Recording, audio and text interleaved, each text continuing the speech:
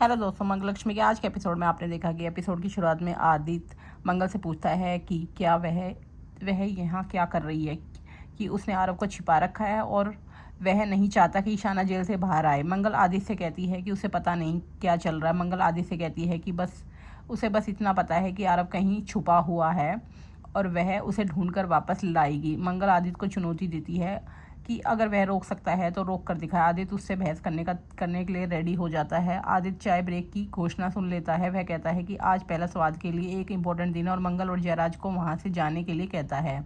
मंगल जयराज पर भड़क उठती है और उससे पूछती है कि वह आरव को कैसे खो सकता है। वह कहती है कि जब उन्होंने आरव को खो दिया है तो वे ईशाना को नहीं बचा सकते। जयराज मंगल से कहता है कि जब उसे पता चला कि आदित्य के सामने ईशाना का भेद खुल गया है तो वह उसके लिए चिंतित हो गया। मंगल जयराज से पूछती है कि वह उसके लिए क्यों चिंतित है।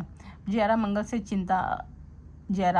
से चिंता न करने के लिए कहती है और कहती है कि वे आरव को फिर से ढूंढ लेंगे। मंगल जयराज से पूछती है कि जब उनका भेद खुल गया है तो वो ऐसा कैसे कर सकते हैं। आदित्य सोम्या के पास आता है, उससे बताता है कि जयराज और मंगल आरव को ढूंढने के लिए भेस बदल कर आए हैं। आदित्य सोम्या से कहता है कि अच्छा हुआ कि उन्हें सोने की तस्करी के बारे में पता नहीं है। वह सोम्या से आरव को सुरक्षित रखने के लिए कहता है। सोम्या आदित्य को बताती है कि आरव उसके साथ नहीं है। यह सुनकर आदित्य चौंक जाता है। बाद में वह कस्टमर से बात करने जाता है। आरव को होश में आते और खुद चलते हुए दिखाया जाता है। कस्टमर आदित्य से कहते हैं कि मैच रुक नहीं सकता और इसे ध्यान भटकाने के लिए जारी रखना चाहिए।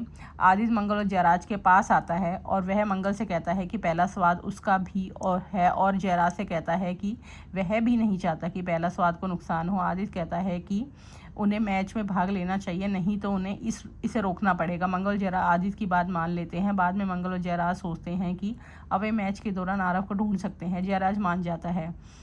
सोम्या आरव को ढूंढ रही होती है लेकिन उसे नहीं मिल पाता।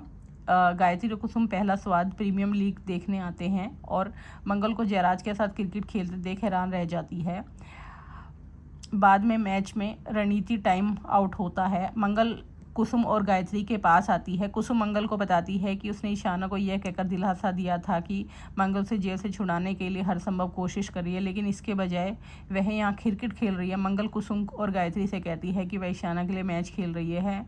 मैच के दौरान आदित्य अपनी गेंदबाजी से मंगल पर हावी हो जाता है। मंगल आदित्य की एक भी गेंद पर शॉट नहीं लगा पाती। आखिरी गेंद पर मंगल को मैच जीतने के लिए 6 रन बनाने होते हैं। आदित्य मंगल के पास आता है और उससे कहता है कि उसे घर पर रहकर रसोई संभालनी चाहिए क्योंकि वह सिर्फ इसी लायक है। मंगल आखिरी गेंद में छक्का मारकर मैच जीत जाती है।